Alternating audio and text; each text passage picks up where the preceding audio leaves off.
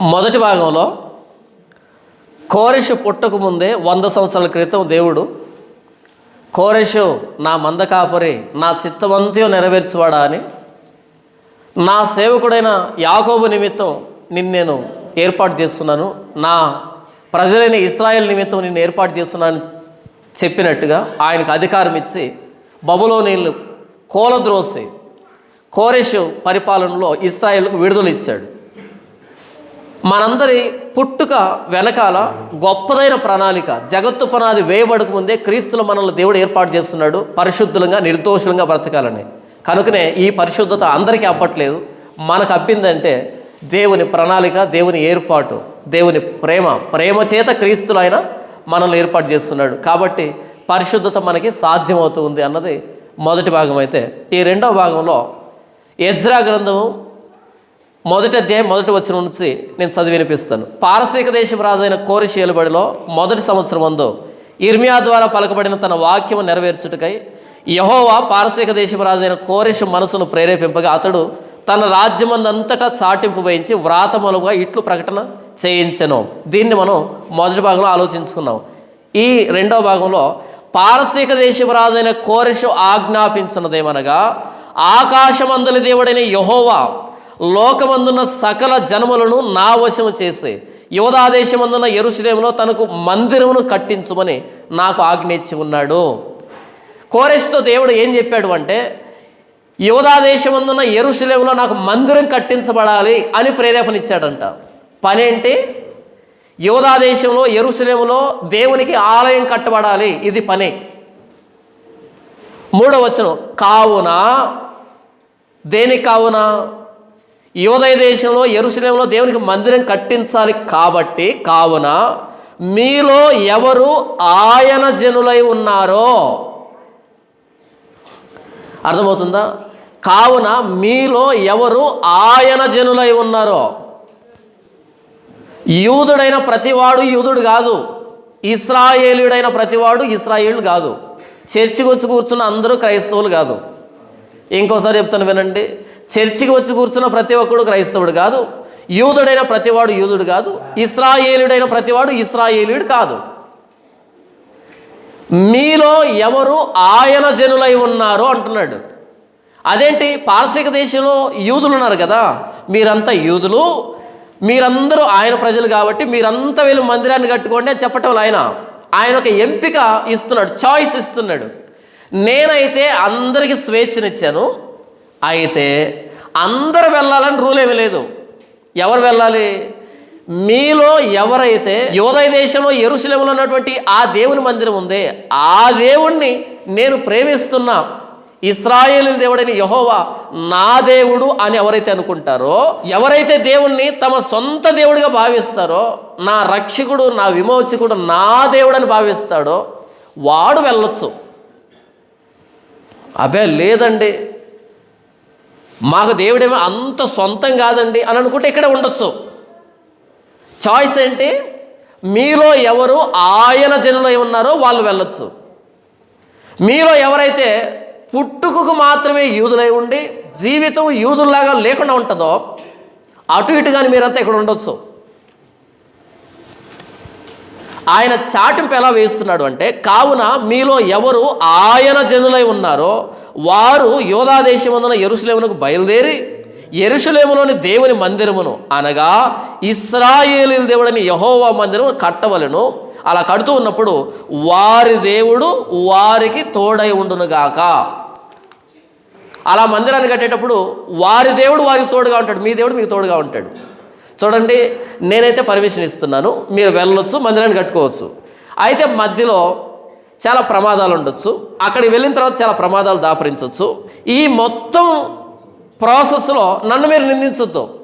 కోరెషు మమ్మల్ని బలవంతంగా నెట్టేశాడండి, అలా నెట్టేస్తే వచ్చి ఇలా వచ్చామండి అని అనకండి.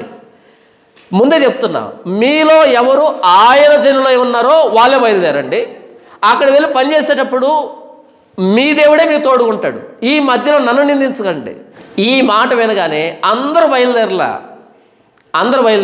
ఎవరు బయలుదేరారు అంటే, అప్పుడు యూదా పెద్దలను, బెన్యామీనీల పెద్దలను, యాజకులను, లేవీయులను ఎవరెవరి మనస్సును దేవుడు ప్రేరేపించెనో వారందరూ వారితో కూడుకొని వచ్చి యెరూషలేములో ఉండు యెహోవా మందిరము కట్టుటకు ప్రయాణమయ్యారు.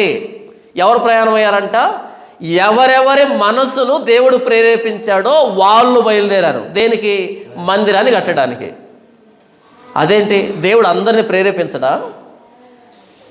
దేవుడు అందరినీ ప్రేరేపించడా?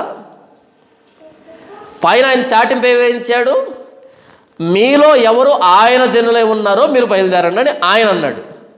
ఎవరు బయలుదేరారంట? ఎవరెవరి మనస్సును దేవుడు ప్రేరేపించాడో వాళ్ళు ప్రయాణం ప్రారంభించారు యెరూషలేములో మందిరాన్ని కట్టడానికి.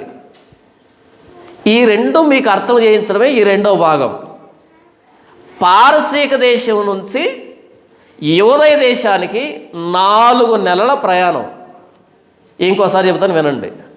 పారసీక దేశం నుంచి యూదయ దేశానికి పిల్లా జల్లా వేసుకొని పశువులను వేసుకొని కాలినడకన పగలంతా ప్రయాణం చేసి రాత్రి విశ్రాంతి తీసుకుంటూ వాళ్ళే వండుకుంటూ ఇలా ప్రయాణం చేసి పారసీక దేశం నుంచి ఇశ్రాయేల్ దేశానికి రావడానికి ప్రయాణం 4 నెలలు. ఈ పారసీక దేశం నుంచి యూదయ దేశానికి వచ్చే విషయంలో వీళ్ళందరి దగ్గర ఏముందంటే విస్తారమైన బంగారు, వెండి వస్తువులు, పశువులు ఉన్నాయి. అంతెందుకు, 20 సంవత్సరాల క్రితం ఇక్కడి నుంచి బయలుదేరి రాజంపేటకు వెళ్ళడానికి సాయంకాలం 7 గంటలు దాటితే గజ గజ గజ వణికేవాళ్ళు. ఎందుకని? ఇప్పుడంటే కువైట్కి వెళ్ళేటువంటి అవకాశం వచ్చింది కాబట్టి ఆ దారి దోపిడీ చేసే వాళ్ళంతా కువైట్కి వెళ్ళిపోయి ఇప్పుడు హాయిగా రాత్రిపూట అలా వెళ్ళి ఇలా వచ్చేస్తున్నాం. అప్పట్లో చదువు లేదు, ఉద్యోగాలు లేవు, ఈ బానిస బ్రతుకులు బ్రతకలేక ఆ పైన ఘాటు మీద మాటు వేసుకొని ఉంటారు. ఎవడైనా వస్తే వాడిని కొట్టడం, దోచుకోవడం. ఎందుకు వచ్చిన కర్మ అని సాయంకాలం 7 గంటలకు క్లోజ్ వెళ్ళే వాళ్ళు కాదు. ఇప్పుడు కువైట్కి వెళ్ళి ఈ పుణ్యపురుషులందరూ కువైట్లో చేరుకొని ఈ దారి చాలా ఖాళీగా ఉంది. ఇప్పుడు ఎప్పటికీ రాత్రిపూట వెళ్ళాలంటే కొంచెం భయంగానే ఉంటుంది. ఇక్కడ ఘాటు ఎక్కితే అవతల దిగేంత వరకు మధ్యలో ఎవరు ఉండరు, సిగ్నల్ కూడా ఉండదు మనకు తోడుగా.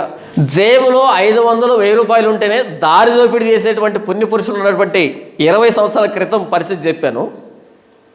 కొన్ని వేల సంవత్సరాల క్రితం కేజీలు టన్నులు బంగారు, వెండి వేసుకొని వస్తువులు వేసుకొని పారసీక దేశం నుంచి యూదయ దేశానికి బయలుదేరితే ఎంతమంది దారి దోపిడీగాళ్ళు ఉంటారు ఒకసారి ఆలోచించండి. యేసు ప్రభు ఒక సందర్భం చెప్పాడు.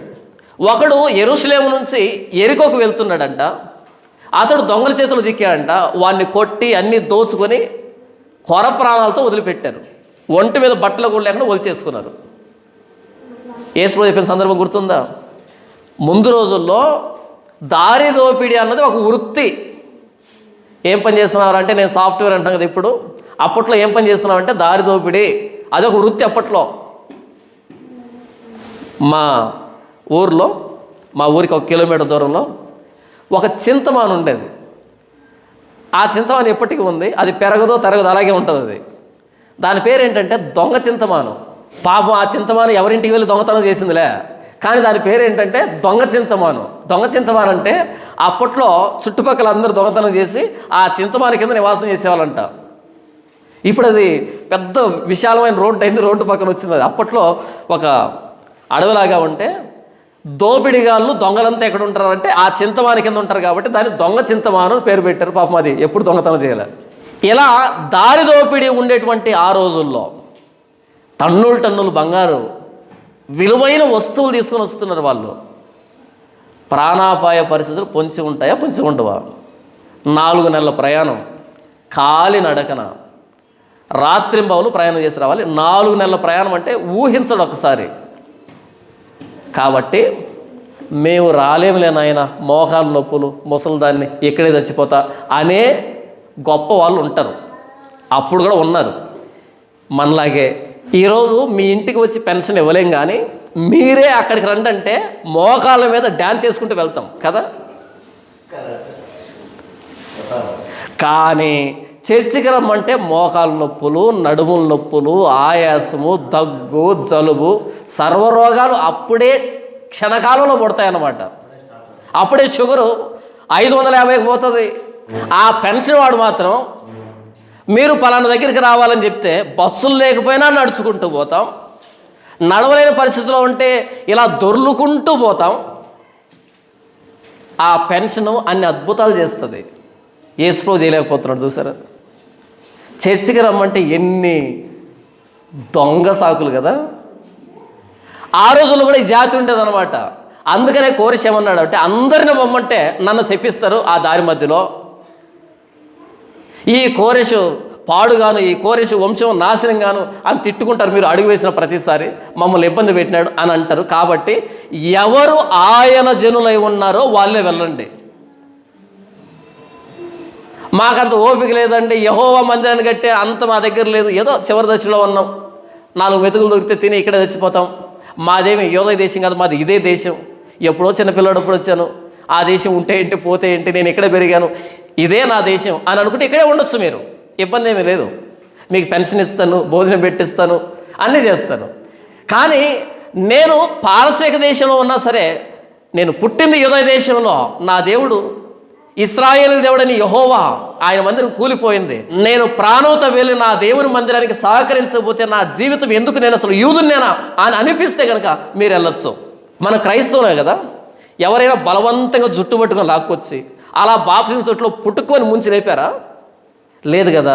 మనకే కదా వచ్చాము, మనమే కదా మునిగాము. మరి అలాంటప్పుడు ఎప్పుడు మీటింగ్ అన్నా పరుగున వచ్చి వాక్యం వినాలి, దేవుడి గురించి తెలుసుకోవాలి అనే తపన ఎందుకు లేదు? కోస్తా సైడు అక్కడ సంప్రదాయం ఏంటంటే, చాలా మట్టుకు ఆ చర్చిలకి దొరలు వస్తారు. నెలకు ఒక దొర వస్తుంటాడు, సంవత్సరానికి ఒక దొర వస్తుంటాడు, దొరలు వస్తారనమాట. దొరలు వస్తున్నారని తెలియగానే వెంటనే ఒక 50 మంది స్టాక్ రెడీగా ఉంటుంది. ఒరే సీమోను, యోసేపు, పేతురు, ఆమోను, ఏం చేయాలి పాస్టర్ గారు అంటే, దొర వస్తున్నాడు రా, ఏం చేయాలంటే మీరంతా బాప్తిజం తీసుకోవాలా. మాకేంటి అంటే, మీకు 500, తలా 500 అంతే. ఆ దొర వస్తాడు, ఆ దొర ప్రసంగం చేస్తాడు, ప్రసంగం చేయగానే అందరూ చేతులు ఎత్తారు, మేము మారుమనసు పొందామని. ఈయన ఉబ్బి తబ్బిబ్బైపోతాడు, నేను ప్రసంగం చేయగానే 50 మంది చేతులు ఎత్తారని ఉబ్బి తబ్బిబ్బైపోయి వీళ్ళందరికీ బాప్తిసాలు ఇచ్చి వెంటనే ఫండ్ శాంక్షన్ చేస్తాడు ఈ చర్చికి. ఈ 50 మందికి బట్టలు, ఈ 50 మందికి అన్ని రకాల కార్యక్రమాలు చేస్తాడు ఆయన. మళ్ళీ ఇంకో నెలకి ఇంకో దొర వస్తాడు. ఆ దొర రాగానే మరలా ఒరే యోసేపు, సీమోను ఎక్కడున్నారా, మళ్ళీ వాళ్ళే వస్తారు, మరలా వాళ్ళే చేతులు ఎత్తారు, మరలా వాళ్ళకే బాప్తిసం ఇస్తారు. మళ్ళీ ఆయన ఫండ్ శాంక్షన్ చేస్తాడు, చెక్ రాస్తాడు. అలా రాలేదు కదా మనం. మనమే స్వచ్ఛందంగా వచ్చి, ఇక ఈ లోకం నాకు వద్దు, ఈ పాడు జీవితం నాకు వద్దు, యేసుప్రభులో నా పాపాలు కడిగి వేసుకుంటాను అని చెప్పి బాప్తిసం తొట్టిలో అడిగిన ప్రతి ప్రశ్నకి 360 డిగ్రీల్లో తల తిప్పి, దేనికైనా కాదన్నారా? నేను అడుగుతాను, ప్రతి ఆదివారం చర్చికి వస్తారంటే ఆ అన్నావు, అవునా కదా? ఆ మరుసటి ఆధారమే పంగనామాలు పెడితే ఏమంటే, అది పాసిపోయి, ఇది ఊసిపోయి, అది రాలిపోయి, ఇది పోయి, అది పోయి. మరి బాప్తిజం తొట్టిలో అబద్ధం నాకు చెప్పావా, దేవుడికి చెప్పావా? పోనీ తమరి రాకతో నాకేమైనా 10,000 ఏమైనా డిపాజిట్ అవుతుందా? లేదు కదా. అలా కూర్చొని 4 మాటలు వింటే జీవితం మారుతుంది, దేవుడి గురించి తెలుస్తుంది. నాకు ఎంత తల నేలకేసి కొట్టుకున్నా, గోడకేసి కొట్టుకున్నా అర్థం కాని విషయం ఏంటంటే, వాక్యం చెబితే రావటంలే, కథలు చెప్తే తండోపదండాలుగా వస్తున్నారు. మీరు కొన్ని సంవత్సరాలుగా ఎజ్రా గ్రంథంలో మొదటి వచనం చదివారు కదా. ఎప్పుడైనా మన మొదటి వర్తమానం విన్నారు కదా, అలా ఎప్పుడైనా విన్నారా? ఎప్పుడైనా ఆలోచించారా? లే. వాక్యం వివరిస్తే వినేవాళ్ళు లేరు క్రైస్తవ్యంలో, కథలు చెప్తే వినేవాళ్ళు ఉన్నారు. మరి వీళ్ళని ఏమనాలనో నాకు అర్థమే కావట్లే. మీలో ఎవరు ఆయన జనులై ఉన్నారో వాళ్ళే బయలుదేరండి.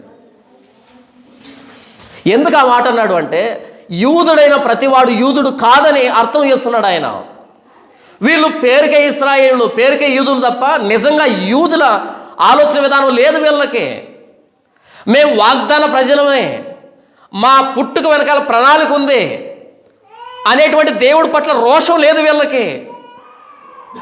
ఆ రోజు బబులోను నెబుకద్నెజరు ఒక బంగారు విగ్రహాన్ని నిలవబెట్టించి నమస్కారం చేయండి అంటే అందరూ సాగిల పడ్డారు, ముగ్గురు నిలవబడ్డారు. ఎందుకురా మీరు సాగిల పడలేదంటే, నీకు సమాధానం చెప్పాల్సిన అవసరం లేదు, అగ్నిగుణంలో వేస్తాం, వేసేయి, మా దేవుడు రక్షించడానికి సమర్థుడు, రక్షించకపోయినా నమస్కారం పెట్టం అంతే, నీకు సమాధానం చెప్పాల్సిన అవసరం మాకు లేదు. ఏంటి మొత్తం దేశం అంతా ముగ్గురే నిలవబడింది, మరి మిగతా వాళ్ళు మోకరించమంటే మోకరిస్తారు, బోర్లు పడుకుంటే వెల్లికలు పడుకుంటే వెల్లికలు పడుకుంటారు. ఎందుకు వచ్చిన పోయేగాలం? ఆయన చెప్పింది చేస్తే ప్రాణమైన దక్కుతుంది కదా. మరి శత్రుకు మేషకు అబేద్నెగోకి ప్రాణం మీద తీపి లేదా? ప్రాణం మీద తీపి కాదు, ప్రాణాన్ని ఇచ్చిన దేవుడు అంటే చచ్చేంత భయం వాళ్ళకే. నెబుకద్నెజరు కోపం వస్తే అగ్నిగుణంలో వేస్తాడు, ఆయన కనుక కోపం వస్తే శాశ్వతంగా అగ్నిలో పడేస్తాడు. ఏ అగ్ని గొప్పదే? నెబుకద్నెజరు వేయించిన అగ్నిగుండం గొప్పదే. మనల్ని ఎత్తి అగ్నిలో వేశారనుకో, ఎంతసేపు గిలగిల కొట్టుకుంటాం? 10 నిమిషాలు, ఎక్కువ అంటే 10 నిమిషాలు గిలగిల కొట్టుకుంటాం. ఆయన వేసింది ఇంకా పెద్ద మంట కాబట్టి 2 నిమిషాలు పట్టు అయిపోయింది అంతే, గిలగిల కొట్టుకునే ఛాన్స్ కూడా ఉండదు. ఇక్కడ రాజీ పడితే దేవుడు ఎక్కడేస్తాడు? అగ్ని ఆరదు, పురుగు సావదు. ఎవరైతే పరిస్థితులకు భయపడి, వ్యక్తులకు భయపడి రాజీపడి బ్రతుకుతున్నారో వీళ్ళకి అర్థం కావాల్సిన విషయం ఏంటంటే, ఈ మనుషులు కోపం వస్తే తాత్కాలికంగా శిక్షిస్తారు, దేహం మాత్రమే చంపగలరు, కానీ దేహాన్ని చంపిన తర్వాత మరేమీ చేయలేదు ఈ ప్రపంచం. యేసు చెప్పాడు, దేహం మాత్రమే చంపువాడికి భయపడకండి, దేహాన్ని ఆత్మని రెండింటిని నరకంలో కాల్చగల వానికి మిక్కిలి భయపడండి. శత్రుకు మేషకు అబేద్నెగోలు దేహాన్ని ఆత్మని రెండింటిని నరకంలో కాల్చగల వానికి మిక్కిలి భయపడ్డారు. కాబట్టి నెబుకద్నెజరుకి నీకు సమాధానం చెప్పాల్సిన అవసరం కూడా మాకు లేదు, అగ్నిలో వేస్తావు, వేసుకో, మా దేవుడు రక్షిస్తాడు, లేకపోయినా నీ బొమ్మకు మేము నమస్కారం పెట్టాం. ఇలాంటి యూదులు ముగ్గురే ఉన్నారు. దర్యావేషుకు తప్ప 30 రోజులు ఎవరికి ప్రార్థన చేయకూడదు అని శాసనం జారీ చేయబడితే అందరూ చూస్తూ ఉండగా, కిటికీలు తెరవబడి ఉండగా, మొత్తం ఓపెన్లో ఉంటే డైరెక్ట్గా వెళ్ళి ప్రార్థన చేస్తున్నాడు దేవుడికి. మీకు ఇష్టం వచ్చింది చేసుకోండి, డైరెక్ట్గానే మూసిపెట్టింది ఏమీలే. తన ఇంటి కిటికీలు యెరూషలేము తట్టు తెరవబడి ఉండగా దినానికి 3 మారు యథాప్రకారంగా రోజు చేస్తున్నట్టుగా ప్రార్థన చేశాడు. ఒక శాసనం బయలుదేరింది తెలీదా? తెలుసు, ఇష్టం వచ్చింది చేసుకోండి. తీసుకెళ్ళి సింహాల బోన్లో విసిరేశారు. విసిరేసిన ఆయనే ఉదయాన్నే వచ్చి, దానియేలు బ్రతికున్నావా, నీ దేవుని రక్షించాడా? రాజు చిరంజీవేగును కాక లోపల శబ్దం రాగానే గంతులేశాడు, తీయండి దానియేలు బయటికి. దానియేలు వేసిన వాళ్ళు మొత్తం కుటుంబాలను లోపల విసిరేశారు. ఇలాంటి యూదులు లేరు. కాబట్టి అందరూ యూదులు వెళ్ళమంటే వాళ్ళు మరలా చెప్పిస్తారు. అందుకనే చాలామందికి ఫోన్ చేసి మీరు చర్చికి రండి పిలవను నేను. ఎందుకంటే 1:30 గంట దాకా ప్రసంగం చేస్తాను. మీరు 12 దాటినప్పటి నుంచి లోపల తిట్టుకుంటా ఉంటారు, ఎందుకు ఆఫర్ నాకు? కాబట్టి మీకై మీరు వచ్చారనుకో కూర్చుంటారు. ఇక అలా గట్టి విత్తనాలు వస్తే నేను చెప్పేది వింటాయి. నాకు స్వేచ్ఛగా హాయిగా ఉంటుంది, ప్రాణం ఉల్లాసం ఉంటుంది. నాకు అర్థమైపోతుంది 12 దాటిన తర్వాత మీ ముఖాలన్నీ మాడే విధానం నాకు అర్థమవుతుంటుంది. మీరేమనుకుంటారు? నాకు తెలియదు అనుకుంటారు. నాకు తెలుసు.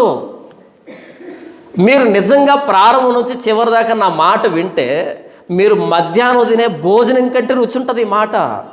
మీరు మధ్యాహ్నం తినే భోజనం 3 గంటలకు అరిగిపోతుంది. నేను ప్రకటించే ఈ వాక్యము నీకు అర్థమైతే చచ్చేదాకా ఆకలి కాదు ఈ లోకంలో పాపానికి. అంత మాధుర్యంగా ఉంటుంది ఇది. మీలో ఎవరు ఆయన జనులై ఉన్నారో వాళ్ళే బయలుదేరండి. యూదుడైన ప్రతివాడు వెళ్ళాల్సిన అక్కర్లేదు, ఇశ్రాయేలుడైన ప్రతివాడు వెళ్ళాల్సిన అక్కర్లేదు.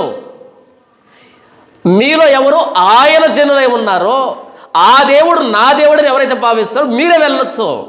వాళ్ళే మందిరాన్ని కట్టగలుగుతారు. కానీ మా నాన్న అంటుండే చిన్నతనంలో, ఒకడు పెట్టిన గోచి అంట ఎక్కువసేపు ఉండదంట.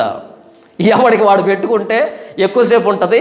ఎవడో గోచి పెడితే అది మాటికి ఊడిపోతుంటుంది. ఎవరినో పనికి పిలిచారంట. వాడికి పని చేయడం అంటే మహా చిరాకు అనమాట. వాడిని పనికి పిలిచారు, పని తీసుకుని వెళ్ళారు.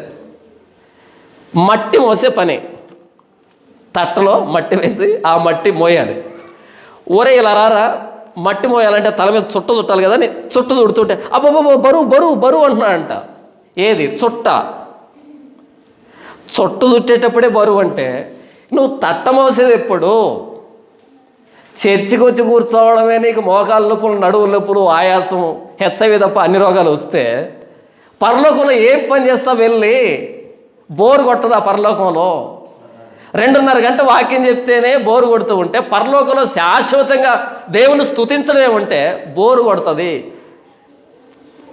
ఇక్కడ అలవాటైతే అది ఆనందంగా ఉంటుంది. దేవుణ్ణి ప్రేమించడం, దేవుణ్ణి ఇష్టపడడం ఇక్కడ అలవాటైతే అక్కడ బాగుంటుంది. ఫారిన్ నుంచి ఒక ఆయన ఫోన్ చేసి చెప్తున్నాడు, అన్న ఇండియాలో ఉన్నట్టుండదు ఇక్కడ అన్నాడు. ఎలాగుంటుంది అన్న అంటే ఇక్కడ 20 minutes వాక్యం చెప్పాలి. ఎంతసేపు చెప్పాలి? 20 నిమిషాలు వాక్యం చెప్పాలి. ఒకవేళ 30 నిమిషాలు చెప్తే అన్న నేను ఏం మాట్లాడరు, వెళ్ళిపోతూ ఉంటారు అంతే అన్నాడు ఆయన. 20 నిమిషాలు వాక్యం చెప్తే ఉంటారంట, 20 నిమిషాలకు మించితే ఏం మాట్లాడరంట, అలా వెళ్ళిపోతూ ఉంటారంట అంతే అంట. కానీ మనం ఏమనుకుంటామంటే అవి క్రిస్టియన్ కంట్రీస్ అనుకుంటాం, ఫారిన్ కంట్రీస్ని. పేరుకు మాత్రమే బైబిల్ పట్టుకుంటారు, పేరుకు మాత్రమే వాక్యం, పేరుకు మాత్రమే ప్రార్థన, అంత పేరుకే. ప్రాస్పరిటీ గాస్పుల్ పుట్టిందే ఫారిన్లో. ప్రాస్పరిటీ గాస్పుల్ అంటే దేవుడు నిన్ను దీవిస్తాడు, దేవుడు నిన్ను ఆశీర్వదిస్తాడు, దేవుడు నీకు అది ఇస్తాడు, దేవుడు నీకు ఇది ఇస్తాడని ఈ దరిద్రపు కొట్టు వ్యవహారం ప్రారంభమైందే ఫారిన్లో. ఇంకొక ఆయన చెప్పాడు, అన్న మీరు ఎక్కువసేపు క్రైస్తవులకు శ్రమలు ఉంటాయి, హింసలు ఉంటాయని మాట్లాడుతున్నారు, ఇదే ప్రసంగం మీరు ఫారిన్లో చేస్తే వాళ్ళు నవ్వుతారన్నా అన్నాడు. అందులో నవ్వు ఉందన్న అంటే ఇక్కడ కష్టాలు నష్టాలు అంటే వీళ్ళకి నచ్చవంట.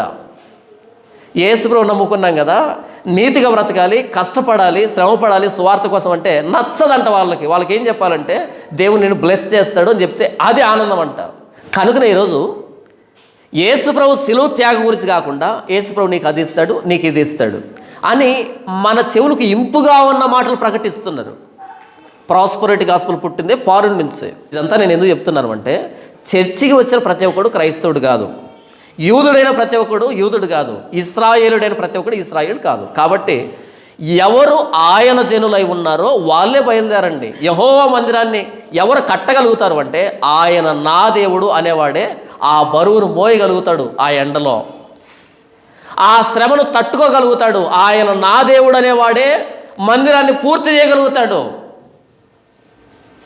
ఎవడో వెనక నుంచి తోస్తే వాడేం చేయలేడు.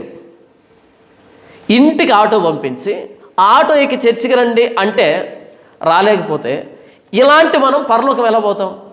తల చుట్టే బరువు అయితే ఇంక తట్టమోసేది ఎప్పుడు రా నాయన? తలకు చుట్టుకునే చుట్ట బరువు ఉంటుందమ్మా? బరువు ఉండదు కదా. అలా చుట్టు చుడుతుంటే అబ్బో బరువు అంటున్నాడు.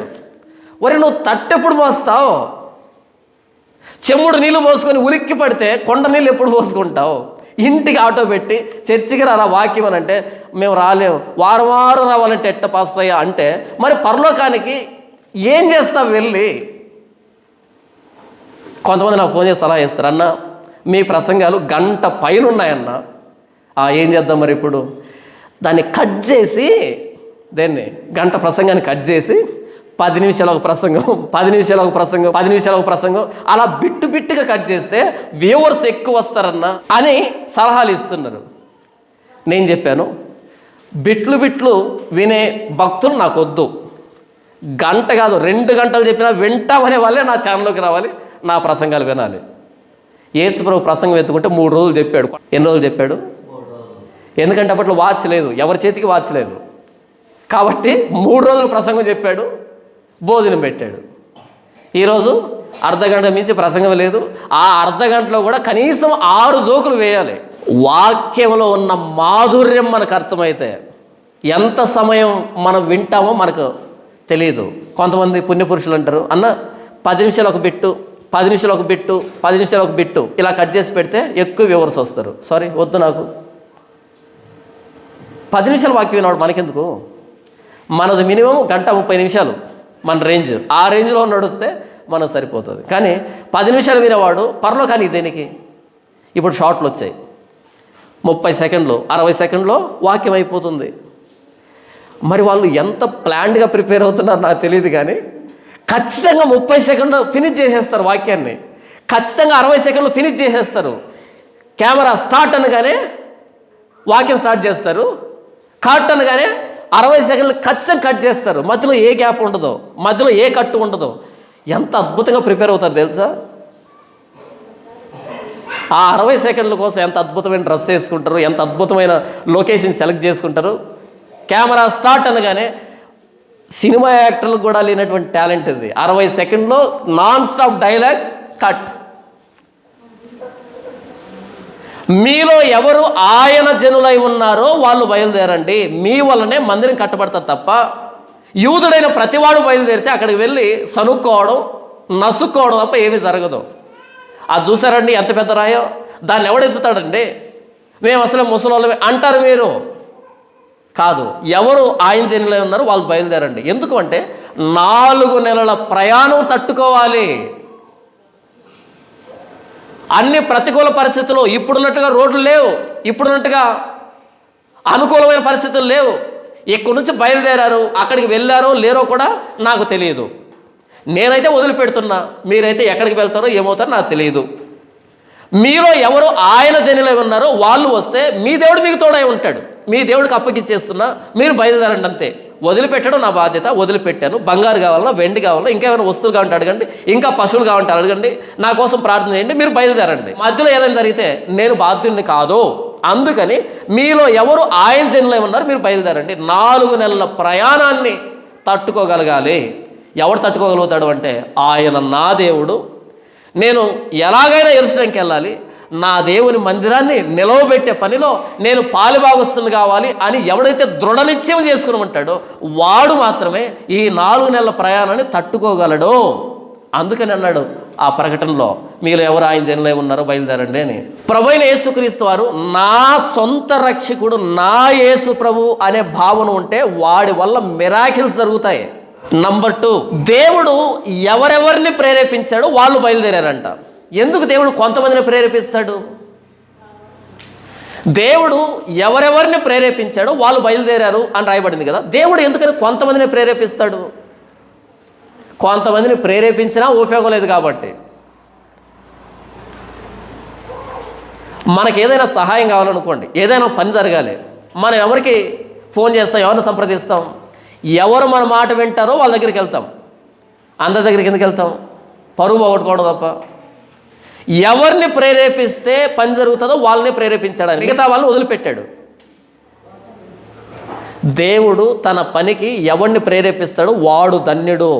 కహాతీలు, గెర్షోనీలు, మెరారీలు, వీళ్ళు లేవి సంతానం, 3 కొడుకులు, వారి నుంచి వచ్చినటువంటి సంతానం. ఇదిగో గెర్షోనీలరా మీ పని ఇది, మెరారీలు సంతతికి ఇది మీ పని. కహాతీలరా మీ పని ఏంటంటే దేవుని మందసాన్ని భుజం మీద మోయాలి. గెర్షోనీలకి బండ్లు ఇచ్చాడు, మెరారీలకి బండ్లు ఇచ్చాడు, ఎద్దల బండ్లు ఇచ్చాడు, ఎద్దల బండి మీద వేసుకోండి అని. కహాతీయులకి బండ్లు ఇవ్వలే. మీరు మందసాన్ని భుజాల మీద మోయాలి. ఎక్కడ మోయాలి? భుజాల మీద. అదేంటి, గెర్షోనీయులకి బండ్లు ఇస్తవి, కొత్త బండ్లు ఇస్తవి, ఎద్దులు ఇస్తవి, ఇవన్నీ విప్పి వాటి మీద వేసుకొని ఎద్దుల బండ్లు తీసుకొని వస్తున్నారు వాళ్ళు. మెరారీలకి కొత్త బండ్లు ఇచ్చావు, ఎద్దులు ఇచ్చావు, ఇవన్నీ విప్పి ఎద్దల బండ్ల మీద తీసుకొని వస్తున్నారు సుఖంగా. మేము మందసాన్ని భుజాల మీద మోయాలనా? దేవుడి మందసాన్ని భుజాల మీద మోసే భాగ్యం అందరికీ దక్కదు. ప్రభువైన యేసుక్రీస్తు వారి సిలువని భుజాల మీద మోసే భాగ్యం అందరికీ దక్కదు. దక్కిందంటే నీ జన్మ ధన్యం. ప్రభువైన యేసుక్రీస్తు వారు సిలువను ఎత్తుకొని ఆ గెత్సెమనే కొండ మీదకి ఎక్కుతూ ఉంటే ఆయన డస్సిపోయాడు, సోలిపోతున్నాడు, కింద పడిపోతున్నాడు, నీరసం బలవంతా పోతూ ఉంది. అరే ఇలాగుంటే వీడు పైకి ఎత్తుకొని వెళ్ళలేడు, మధ్యలో పోయేట్టున్నాడు, వీడి సిలువను ఎవడైనా మోసేవాడు ఉన్నాడా? అలా చూస్తే కురేనీయుడైన సీమోను ఉన్నాడు, కురేను ప్రాంతం నుంచి వచ్చాడు. ఇలా రారా పట్టుకో, సిలువను మోయి కాసేపు అంటే సిలువను మోసాడు కురేనీయుడైన సీమోను. అది కదా భాగ్యం అంటే. యేసు ప్రభు సిలువని కాసేపు మోయగలిగాడు. కురేనీయుడైన సీమోను చరిత్రలో నిలవబడ్డాడు. బహుశా ఆయన ఇష్టంగా మోసాడు, అయిష్టంగా మోసాడు మనకైతే తెలియదు, కానీ మొత్తానికి యేసు ప్రభు సిలువను మోసే భాగ్యం ఆయన దక్కింది. ఆ మోసేటప్పుడు కురేనీయుడు సీమోనికి తెలియని విషయం ఏంటంటే ఇది చరిత్రగా లిఖించబడుతుంది. భవిష్యత్తరాలు నా గురించి తెలుసుకోబోతున్నాయి. ఆయన సిలువు గురించి ప్రస్తావించిన ప్రతిసారి కురేనీయుడైన సీమోను ఆయన సిలువను మోసాడనే విషయం చరిత్రలో లిఖించబడబోతుంది. తెలియదు పాపం ఆయనకి విషయం, కానీ ఈరోజు మనకు తెలియాలి కదా. యేసు ప్రభు సిలువను ప్రాతినిధ్యం వహించేటువంటి సాధనాలుగా దేవుడు మనల్ని ఏర్పాటు చేస్తున్నాడంటే చాలు ఈ జీవితానికి భోజనం లేకపోయినా సరే. మనకు అర్థం కాలే. కహాతీయులకి దేవుడు ఇచ్చిన పని ఏంటంటే, నా మందసాన్ని భుజాల మీద మోయండి, భుజాల మీద మోయండి. మీకు బండ్లు ఇవ్వను, భుజాల మీదనే మోయాలి మీరు. దేవుడి పనిని మన భుజాల మీద మోసే భాగ్యం మనకు దక్కిందంటే చాలు ఈ జీవితానికి. కనుక కోరేష్ అన్నాడు, ఎవరు ఆయన జనులై ఉన్నారు, మీరు బయలుదేరండి మందిరాన్ని కట్టడానికి. బయలుదేరి వచ్చారు. ఇక్కడ ఇంకో విషయం ఏంటంటే, పారసీక దేశం అన్నది ఆ రోజు ప్రపంచాన్ని పరిపాలించినటువంటి దేశం. సింపుల్గా చెప్పాలంటే, యెరూషలేము అన్నది కొత్త రోడ్డు అయితే, పారసీక దేశం అన్నది హైదరాబాద్. హైదరాబాద్ ఎలాగుంటుంది తెలుసా? ఎక్కడి నుంచి మనం హైదరాబాద్ వెళ్ళామనుకో, ఏ బస్ ఎక్కాలో తెలియదు. అక్కడ ట్రైన్ దిగి అన్నీ చూస్తూ ఉండాలి తప్ప ఎక్కేది ఏమి ఉండదు. ఎక్కడి నుంచి అక్కడ దాటాలంటే గంట ఎదురు చూడాలి. అంత డెవలప్ అయినటువంటి ప్రాంతం అది హైదరాబాద్ అంటే. మరి ఢిల్లీ, మరి అమెరికా, కొత్త రోడ్ లాంటి యెరూషలేంకి రావడానికి హైదరాబాద్ లాంటి పారసీక దేశం నుంచి బయలుదేరారు. వీళ్ళని ఏమందాం? మన భాషలో చెప్పాలంటే ఇదేంట్రా, ఎవరైనా కొత్త రోడ్డు నుంచి హైదరాబాద్ వెళ్ళాలనుకుంటారు, కానీ హైదరాబాద్ నుంచి కొత్త రోడ్డుకు వస్తున్నారంటే ఏముంది అక్కడ? పారసీక దేశం అంటే అత్యాధునిక సౌకర్యాలతో ఉన్నటువంటి ప్రపంచాన్ని పరిపాలించే మెట్రోపాలిటన్ సిటీ ఇది. ఇక్కడి నుంచి బయలుదేరి ఎక్కడికి వెళ్తారంట? మొండి గోడలతో ఉన్న యెరూషలేంకి వెళ్తారంట. ఎవడైనా మొండి గోడల నుంచి రాజధానికి రావాలనుకుంటాడు, కానీ మీరేంటారు రాజధాని నుంచి మొండి గోడకు వెళ్ళాలనుకుంటారు, అది కూడా ప్రాణాలకు తెగించి అని అంట. మనం ఉంటే ఎక్కడ? మనమైతే అదే అంటాం. దేవుడిని నమ్మాలబ్బా, దేవుడు అనే మన గుండెలో ఉంటాడు. యెరూషలేంకి వెళ్తేనే దేవుడా, ఇక్కడుంటే దేవుడు కాదా? ఉచిత సలహాలు ఇస్తుంటారు చాలామంది. యెరూషలేంకి వెళ్తేనే, ఆ మొండిగోడలో పని చేస్తేనే దేవుడా, ఇక్కడుంటే దేవుడు కదా? దేవుడికి నేనేంటో తెలుసు, నా మనసు ఏంటో తెలుసు. నేను ఇక్కడే ఉంటా పారసీక దేశంలో, మీరు వెళ్ళిరండి, మీకోసం ప్రార్థన చేస్తా. చచ్చిన తర్వాత వీడి కోసం ప్రార్థన చేయాలి. పారసీక దేశాన్ని వదిలిపెడుతున్నారు అంటే సర్వసుఖాలని వదిలిపెడుతున్నారు. లగ్జరీ, కంఫర్ట్, సెక్యూరిటీ, అన్ని రకాల అవకాశాలని, అన్ని రకాల సుఖాలని, క్షేమాలని వదిలిపెట్టేస్తున్నారు యెరూషలేంకి రావడానికి. యెరూషలేములో బిల్డింగ్లు లేవు, యెరూషలేములో సుఖాలు లేవు, క్షేమాలు లేవు. ఎవరు ఆయన జనులై ఉన్నారో వాళ్ళు మాత్రమే ఈ సుఖాలని త్యాగం చేయగలుగుతారు, ఈ క్షేమాలని త్యాగం చేయగలుగుతారు, ఈ ఆనందాన్ని త్యాగం చేయగలుగుతారు. ఎవరు ఆయన జనులై లేరో వాళ్ళు వీటిని వదిలిపెట్టలేరు. కాబట్టి ఎవరు ఆయన జనులై ఉన్నారో మీరు వెళ్ళొచ్చు. ప్రభువైన యేసుక్రీస్తు వారి కోసం మనం ఏదైనా ఒక త్యాగం చేస్తున్నామంటే దేవుడు ప్రేరేపిస్తేనే జరుగుతుంది అది, లేకపోతే జరగదు అది. ఎవడో వెనక నుంచి తోస్తే జరగదు అది, ఏ కార్యం జరగదు. మనకై మనం స్వేచ్ఛగా సమర్పించుకుంటే జరుగుతుంది. నెహెమ్యా రాజు దగ్గర గిన్నెను తీస్తున్నాడు, రాజుకి పక్కనే ఉన్నాడు, చక్రవర్తి పక్కనే. ముఖం దిగాలుగా ఉంది. ఏంటి నెహెమ్యా ముఖం దిగాలుగా ఉంది? అయ్యా, నా పితరుల సమాధులుండే పట్టణం మొండి గోడలతో ఉంటే నేను ఎలా సంతోషపడాలి? ఏమంటావు ఇప్పుడు? నాకు పర్మిషన్ ఇస్తే నా పితరుల సమాధులుండే పట్టణానికి వెళ్తాను, ప్రాకారాన్ని కడతాను, నా యెరూషలేముని చుట్టుపక్కల రాజ్యాల్లో ప్రత్యేకమైన రాజ్యంగా చేస్తాను, ఎవడంటే వాడు లోపలికి రాకుండా కట్టుదిట్టం చేస్తాను. సరే, ఎంతకాలం కావాలి? ఇన్ని సంవత్సరాలు కావాలి, వెళ్ళు. రాజసంస్థానం నుంచి బయలుదేరి మొండిగోడలోకి వచ్చాడు నెహెమ్యా. ఎందుకు అంటే దేవుడిచ్చిన ప్రేరేపణ. ఇంకో విషయం ఏంటంటే, ఎవరైతే పారసీక దేశంలో ఉన్నారో గత 48 సంవత్సరాలుగా స్థిరపడ్డారు, అక్కడ భూములు సంపాదించుకున్నారు, స్థిరపడ్డారు, అన్ని విషయాల్లో బాగున్నారు. ఈ ఆస్తిని వదిలిపెట్టాలి. ఇప్పుడు ప్రయాణం చేసి యెరూషలేంకి వస్తే ఇక్కడ మరలా స్టార్ట్ చేయాలి, రీస్టార్ట్ చేయాలి. ఉన్నదంతా అక్కడ వదిలిపెట్టి ఇక్కడ మరలా స్టార్టింగ్ నుంచి కష్టపడాలి. ఎంత త్యాగమో తెలుసా ఇది? ఈ సాహసం అందరు చేయరు. పారసీక దేశంలో వీళ్ళు సుఖంగా బ్రతుకుతున్నారు. ఇప్పుడు యెరూషలేంకి వస్తే వీళ్ళు చేతులతో కష్టపడాలి, బరువులు ఎత్తాలి, ఆలయాన్ని కట్టాలి, మందిరాన్ని నిర్మించాలి, కొన్ని సంవత్సరాలు కష్టపడాలి. సుఖాలు వదిలిపెట్టి ఇక్కడికి వచ్చి ఏం చేయాలి? కష్టపడాలి. ఏంటి వచ్చిన ఉపయోగం? ఎవడైనా కూలి ఇస్తాడా? ఎవరు కూలి ఎవరు?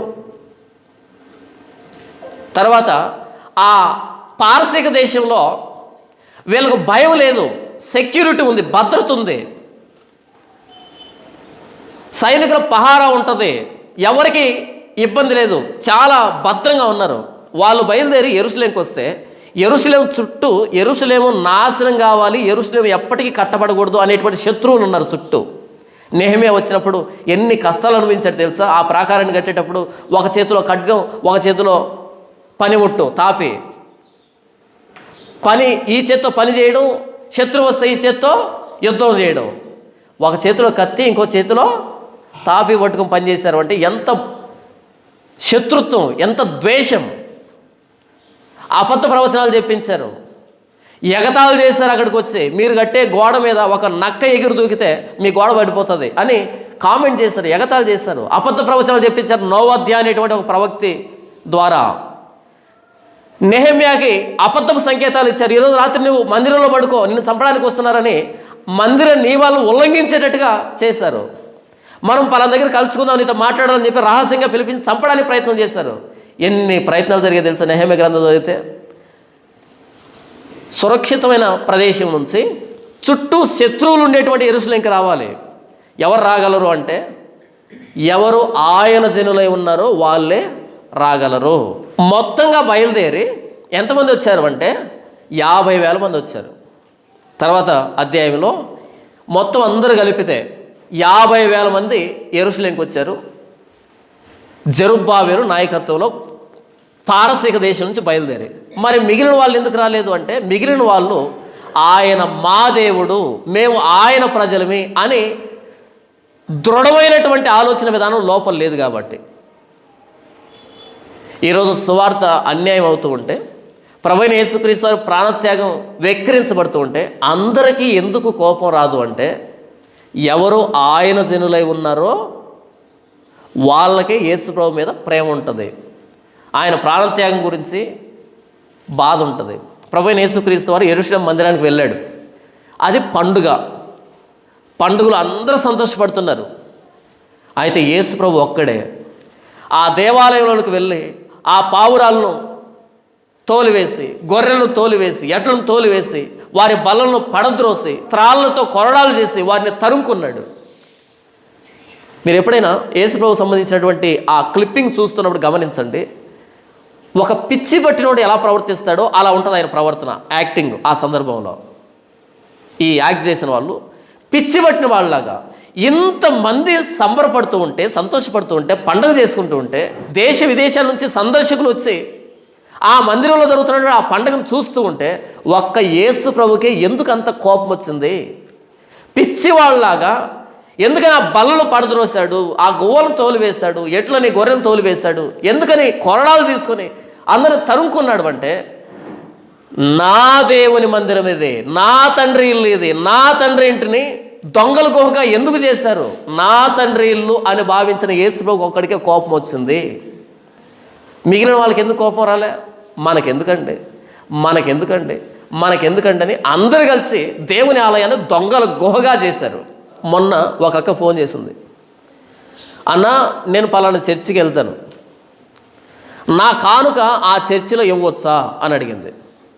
నేను చెప్పాను, అమ్మా ఏది సేవ కాదో అక్కడ రూపాయి ఇచ్చినా సరే శాపగ్రస్తురాలు అవుతావు, ఆ వ్యక్తి చేస్తున్నటువంటి ద్రోహంలో నువ్వు పాలిభాగస్తురాలు అవుతావు. నేను ఎన్నిసార్లు చెప్పాను ఈ సందర్భాన్ని, మరి ఎందుకో ఎవరికి అర్థం కావట్లేదు. మీరు ప్రతిరోజు మీ ఊర్లో ఉన్నటువంటి పొట్టలో ఉన్న త్రాచుపాముకి పాలు పోస్తున్నారనుకోండి, మీరు పామును ప్రేమిస్తున్నారని అర్థమా, ఊర్లో ఉన్న వారిని ద్వేషిస్తున్నారని అర్థమా? ఇంకొకసారి అడుగుతాను, మీరు ప్రతిరోజు ఊర్లో ఉన్న పుట్టలో ఉన్న త్రాచుపాముకి పాలు పోస్తున్నారు, మీరు పామును ప్రేమిస్తున్నారని అర్థమా, ఊరిలో ఉన్న జనాభాని ద్వేషిస్తున్నారని అర్థమా? ఊరిలో ఉన్న జనాభా మీద పగబట్టారని. త్రాచుపాముకి పాలు పోయడం కాదు, తల చితగొట్టి నోట్లో రూపాయి బిళ్ళ పెట్టి మొత్తం బూడిదేదాకా కాల్చేవాళ్ళు. గతంలో నా చిన్నతనంలో ఊరిలోనికి త్రాచుపాము వస్తే, నాగుపాము వస్తే తల చితగొట్టి, ఎలా చితగొడతారు తెలుసా? టమాటో బజ్జీ చేసుకుంటారు ఇప్పుడు మీరు, టమాటో బజ్జీ. ఎగ్జాక్ట్గా టొమాటో బజ్జీ ఎలా ఉంటుందో అలా తయారవుతుంది. దాని తల, బాడీ మాత్రం చాలా భద్రంగా ఉంటుంది, తల మాత్రమే కుందుతారు, దాన్ని బజ్జీ చేస్తారు. అంతా అయిపోయిందాక వదిలిపెడతారా? వదిలిపెట్టరు. నోరు ఎక్కడుందో వెతుకుతారు పాపం. వెతికి ఒక రూపాయి బిళ్ళ, ₹1 బిళ్ళ నోట్లో పెట్టి బూడిదయ్యేంత వరకు గాలుస్తారు. నాకు పెద్ద సందేహం ఉండే, అది చచ్చిపోయింది, పడేస్తే కుళ్ళిపోతుంది, ఎందుకు దాన్ని కాల్చడం? తర్వాత తెలిసింది ఎందుకు నాగుబామును కాలుస్తారు అంటే, అది మొత్తం కుళ్ళిపోయినా సరే నోట్లో కూరలు ఉంటాయి కదా, కూరలు తొందరగా కుళ్ళిపోవు. కూరల్లో పొరపాటున ఎక్కడో కొంచెం విషం ఉంటే ఎవరైనా తొక్కినప్పుడు అలా చస్తారేమో అని భయపడి మొత్తం బూడిద చేస్తారో తర్వాత తెలిసింది. అది విషసర్పం, దానికి పాలు పోయకూడదు. ఎవడైతే వాక్య వ్యతిరేకమైన పనులు చేస్తున్నాడో, ఎవడైతే వాక్యాన్ని వక్రీకరించి చెబుతున్నాడో, ఎవడైతే ప్రభువైన యేసుక్రీస్తు సిలువని తన జీవనోపాధిగా మార్చుకున్నాడో, ఎవడైతే తన ప్రవర్తన ద్వారా క్రైస్తవ్యాన్ని వెక్కిరింతల పాలు చేస్తున్నాడో, వాడికి ₹1 డబ్బు ఇచ్చినా సువార్తను చెడగొట్టే విషయంలో పాలుభాగస్తులవి అని అర్థం. త్రిభుజాకారంలో బిల్డింగ్ కట్టి దాని నెత్తి మీద సిలువ పెట్టిన ప్రతి ఒక్కటి చర్చి కాదు. మరొకసారి చెప్తున్నాను, త్రిభుజాకారంలో బిల్డింగ్ కట్టి దాని నెత్తి మీద సిలువ పెట్టిన ప్రతి ఒక్కటి చర్చి కాదు. దీని ప్రకారం నడవాలి. ఈ వాక్యం ఎలాగుందో ఇలా ఎవడైతే ప్రవర్తిస్తుంటాడో వాడికి ఆస్తి నమ్మి దారదత్తం చేయి, దేవుడు నిన్ను దీవిస్తాడు. ఈ వాక్యానికి కుడికి కానీ ఎడమకి కానీ పోతే వాడికి ₹1 ఇచ్చినా వాడి ద్రోహంలో పాలిభాగస్తుడివి. అక్క, నీ వెళ్తున్నటువంటి ప్రాంతంలో వాళ్ళు ఏం సువార్త చెప్తున్నారు? ప్రాస్పరిటీ గాస్పల్ చెప్తున్నారా? అద్భుతాలు, స్వస్థతలు, సూచక్రియలు, మహత్కార్యాలు, దర్శనాలు, కళలు, అదని ఇదని సువార్తను చెడగొడుతున్నారా? ₹1 కూడా ఇవ్వకు అని చెప్పాను. అదేంటన్నా, చాలా పేద పాస్టర్ అన్నా. సారీ, పేద పాస్టర్లు, ధనవంతమైన పాస్టర్లు లేరు. నిజమైన పాస్టరు, అబద్ధ పాస్టర్ ఇద్దరే ఉన్నారు. వాడు పేద ధనికుడా కాదు కావాల్సింది ఇక్కడ, అబద్ధమా నిజమా? నేనేం చెప్తున్నాను అంటే, దేవుని పని ఈరోజు కుంటుపరచబడింది. ఆర్ఎస్ఎస్ వాళ్ళు కానీ, బజరంగ దళ వాళ్ళు కానీ, ఈ మతోన్మాదులుగా పిలువబడుతున్న వీళ్ళు ఎందుకని చర్చిల మీద దాడి చేస్తున్నారు అంటే, విసిగెత్తిపోయారు. ఎందుకో తెలుసా? బైబిల్లో ఉన్న ఏ ప్రవర్తన మనలో లేదు, లేకపోగా అన్ని డ్రామాలు జరుగుతున్నాయి. నా దేశాన్ని దోచుకుంటున్నారని విసిగెత్తిపోయారు వాళ్ళు. యేసు ప్రభు చెప్పిన మాట ప్రకారం మనం బ్రతకగలిగితే ఎవడు మనల్ని అంటాడు? ఎవడు మన మీదకి వస్తాడు? ఒకవేళ మనం యేసు ప్రభు చెప్పిన మాట ప్రకారం బ్రతుకుతూ ఉండి కూడా బయట వ్యక్తి వచ్చి మనల్ని దూషించాడు, కొట్టాడు, శ్రమ పెట్టాడు అంటే ధన్యులమే, ధన్యులమే. ఒక పెద్ద సభ పెట్టడం, స్వస్థతలు చేస్తాం, అద్భుతాలు చేస్తామని సభ పెట్టడం, ఎవడికి కాళ్ళు వచ్చాయి, ఎవడికి కన్నులు వచ్చాయి, ఎవడికి చెవులు వచ్చాయి, ఎవడికి నాలుగు వచ్చింది, ఎవడు బ్రతికాడు, ఎవడికి కుష్టుపోయింది, ఇలాంటివి చూసి చూసి విసిగెత్తిపోయారు. యేసు ప్రభు యెరూషలేం మందిరానికి వెళ్ళినప్పుడు ఆ మందిరంలో జరుగుతున్న విషయాలను చూసి త్రాళ్లతో కొరడాలు చేశాడు. మన బైబిల్లో ఉంది ఈ విషయం. అందరికీ కోపం రాదు, అందరికీ రోషం రాదు. ఎవడికైతే ఆ మందిరం నా తండ్రి ఇల్లు అని అనిపిస్తుందో వాడికే కోపం వస్తుంది. మీకు అర్థమయ్యే భాషలో చెప్తాను. నేను ఇంటి దగ్గర లేని ఎక్కడికో వెళ్ళిపోయాను. ఇంటి దగ్గర నా కొడుకున్నాడు. ఎవరో వచ్చి రాయి తీసుకొని నా చర్చి మీద విసిరేశాడు. వీడు ఎలా ఫీల్ అవుతాడు? వీడు ఇంకో రాయి తీసుకొని వేస్తాడా? ఏం చేస్తాడు వీడు? వెళ్ళి వాడితో గొడవ పడతాడు. ఎందుకని వీడికి కోపం వచ్చింది? నా కొడుకు, నేను కష్టపడి కట్టినటువంటి దీని మీద రాయి వేస్తే నా కొడుకు తట్టుకోలేడు. ఒకవేళ వాడు తట్టుకున్నాడు అంటే నేను అనుమానించాలి, వీడు నాకే పుట్టాడా అని. నా పేరుని ఎవడైనా వ్యర్థంగా ఉచ్చరిస్తే నా కొడుకు తట్టుకోకూడదు. నన్ను ఎవడైనా మాట్లాడితే వాడు తట్టుకోకూడదు. నా కష్టార్జితం వృధా అవుతుంటే వాడు తట్టుకోకూడదు, కోప్పడాలి. అప్పుడు నాకు పుట్టాడని నేను భావిస్తాను, నా కొడుకు అంటాను. ఈ క్రమంలో వాడు చనిపోయిన పర్లే, నా కొడుకు అని అంటాను కదా. దుర్బీజులైతే పక్కింటోడు పుడితే అప్పుడు వేసుకోరాయి, నాకేం పోయింది అని అంటారు. మీకు ఒక చిన్న సందర్భం చెప్తాను. మా బంధువు ఒక ఆయన మీద పక్కింటోళ్ళు వచ్చి గొడవ పడ్డారు. ఆయనకు మొత్తం 3 కొడుకులు. ఆ సీన్లో, ఆ సంఘటనలో పెద్ద కొడుకున్నాడు, నడిపి కొడుకున్నాడు, చిన్నోళ్ళు లేడు, ఎక్కడికో వెళ్ళున్నాడు. వాళ్ళు కొట్టారు ఈ వ్యక్తిని, గాయాలయ్యాయి, రొప్పుతున్నాడు మంచం మీద కూర్చొని. నేను వెళ్ళి, ఏం పెద్ద నాయన, ఏంటి పరిస్థితి, ఎలా జరిగింది అంటే, ఆయన అన్న మొట్టమొదటి మాట ఏంటో తెలుసా, నా చిన్నోడు ఉంటే నాకు ఈ పరిస్థితి పట్టేది కాదు అన్నాడు. ఏమవుతుంది అంటే ఆయన చెప్పాడు, ప్రాణం పోయినా సరే నా మీద దెబ్బ పడేది కాదు, పడనిచ్చేవాడు కాదు, నా చిన్న కొడుకు లేక నాకు ఈ పరిస్థితి పట్టింది అన్నాడు. మరి పెద్ద కొడుకున్నాడు, నడిపి కొడుకున్నాడు, పేరుకే కొడుకులు. నా చిన్న కొడుకుంటే నాకు ఈ పరిస్థితి పట్టేది కాదు, వాడిని దాటిన తర్వాత నా మీద దెబ్బ పడుతుంది. తండ్రి అందరి బిడ్డల మీద ఆశ పెట్టుకోడు, ఒక్కడుంటాడు. తండ్రి మీద ఈగ వలన సరే సహించలేని వాడు ఒక్కడుంటాడు. 10 మంది పుట్టినా సరే ఒక్కడే ఉంటాడు, 10 మంది ఉండరు.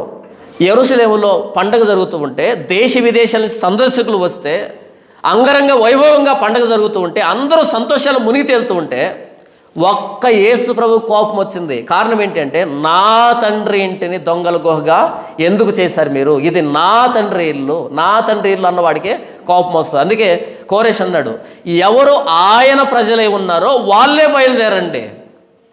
అప్పుడు ఎవరు బయలుదేరారు అంటే, దేవుడు ఎవరెవరి మనసును ప్రేరేపిస్తే వాళ్ళే బయలుదేరారు.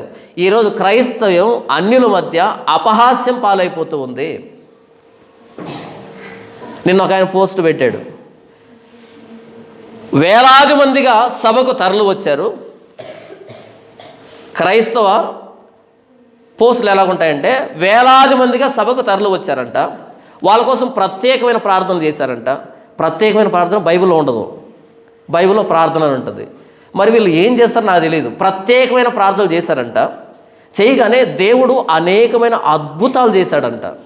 ఏం చేశాడంట, ఒకవేళ నిజంగా అక్కడ అద్భుతం జరిగితే నువ్వు పోస్ట్ పెట్టనక్కర్లే, TV9, TV5, NTV, మా టీవీ, ఈటీవీ, అన్ని టీవీలో బ్రేకింగ్ న్యూస్ వస్తుంది.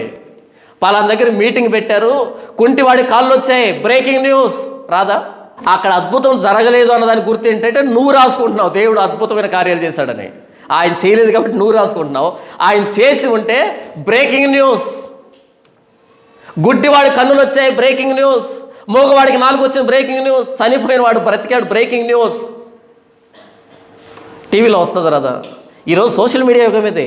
ఏ చీమ చిట్టుకుమన్నా సరే ప్రపంచానికి వినబడుతూ ఉంది, వెదుగుతుంది ప్రపంచం. యేసు ప్రభు చెప్పినట్టుగా బ్రతికే క్రైస్తవులు ఉంటారేమో అని వెదుగుతూ ఉంది, లేరు. ఒకడికి మించి ఒకడు చర్చి పెట్టుకుంటున్నాడు, బిజినెస్ అంతే. మీరు టౌన్కి వెళ్ళారనుకోండి, వీడు డ్రెస్ సర్కిల్ అని పెడతాడు, 3 అంతస్తుల బిల్డింగ్ ఉంటుంది. నెక్స్ట్ మంత్ ఎదురుగా ఇంకోటి పెడతాడు, CMR అని పెడతాడు, 4 అంతస్తులు పెడతాడు. వచ్చే నెల ఇంకోటి పెడతాడు ఎదురుగా, ఇంకో షాపింగ్ మాల్ 5 అంతస్తులు. ఎందుకంటే బిజినెస్ ఇది. మనిషి సాధారణంగా ఎక్కడికి వెళ్తాడు, 5 అంతస్తుల దగ్గరికి వెళ్తాడు, 3 అంతస్తుల దగ్గరికి ఎందుకు వెళ్తాడు? చిన్నది, మన స్టేటస్కి తగినట్టు ఉండదని. ఈ చిన్న దాంట్లోకి పేదోళ్ళు పోతారు, పెద్ద దాంట్లోకి పెద్దోళ్ళు పోతారు. ఒకడికి మించి ఒకటి చర్చ ఎందుకు కడుతున్నాడంటే, స్టేటస్ సింబల్. పెద్దది కడితే పెద్దోళ్ళు వస్తారు, చిన్నది కడితే చిన్నోళ్ళు వస్తారు, కూలీనాలు చేసుకున్న వాళ్ళు వస్తారు, 10-20 రూపాయలు పడతాయి ఎంతసేపు పడినా సరే. పెద్దది కట్టామనుకో, పెద్దోడు వస్తాడు, బెంజ్ కారులో వస్తాడు, ఒక్కడేసినా ₹1,00,000 వేస్తాడు. పలానా బెంజ్ కారులో దిగినటువంటి మహానుభావుడు ₹1,00,000 ఇచ్చాడంటే ఇంకొకటి కాలుతుంది, వాడు 2 లక్షలు ఇస్తాడు, నేను వాడికంటే తక్కువ అని. బిజినెస్ టాక్టిక్స్ అన్నీ. అద్భుతాలు జరుగుతాయని అబద్ధాలు చెప్తున్నారు. ఎక్కడ జరిగే అద్భుతాలు, ఎప్పుడు జరిగే అద్భుతాలు? అపోస్తలుల కాలం నుంచి ఇప్పటి వరకు ఏ కన్నులు లేనివాడు కన్నులు రాలే. అపోస్తలుల కాలం నుంచి ఇప్పటి వరకు ఏ కాళ్ళు లేనివాడు కాళ్ళు రాలే. అపోస్తలుల కాలం నుంచి ఇప్పటి వరకు ఏ చచ్చిపోయినవాడు బ్రతకలే. మరి క్రైస్తవం పేరుతో ఇంత ద్రోహం జరుగుతూ ఉంటే ఎవరికి కోపం వస్తుందంటే, ఇది నా తండ్రి ఇల్లు అన్నవాడికి కోపం వస్తుంది. ఎవరు ఆయన జనులై ఉన్నారో వాళ్ళు వెళ్ళి మందిరాన్ని కట్టండి. దేవుడు ఎవరెవరి హృదయాన్ని ప్రేరేపిస్తాడో వాళ్ళు బయలుదేరారంట. అందరూ బయలుదేరలే. 50,000 మందిని దేవుడు ప్రేరేపించాడు, వాళ్ళు వచ్చారు. మిగిలిన వారిని దేవుడు ప్రేరేపించాల. కారణం ఏంటంటే, నువ్వు వద్దులే, నువ్వు వచ్చినా కూడా వృధానే, గొనుగుతావు, సనుగుతావు తప్ప నీ వల్ల ఉపయోగమే లేదని దేవుడు ప్రేరేపించలే. దేవుడు ఎవరిని వాడుకుంటాడు అంటే, తన సంఘాన్ని సంస్కరించడానికి. ఎవడైతే ఆయన నా కోసం ప్రాణం పెట్టాడని ప్రభువైన యేసుక్రీస్తు వారి సిలువను తన వ్యక్తిగతంగా తీసుకుంటాడో వాడి వలన సంస్కరణ జరుగుతుంది. షాపింగ్ మాల్ ఎలాగైతే బిజినెస్ టాక్టిక్స్ పెడతాయో ఎగ్జాక్ట్గా అలాంటి బిజినెస్ టాక్టిక్స్ అన్నీ మొత్తం చర్చిల్లో.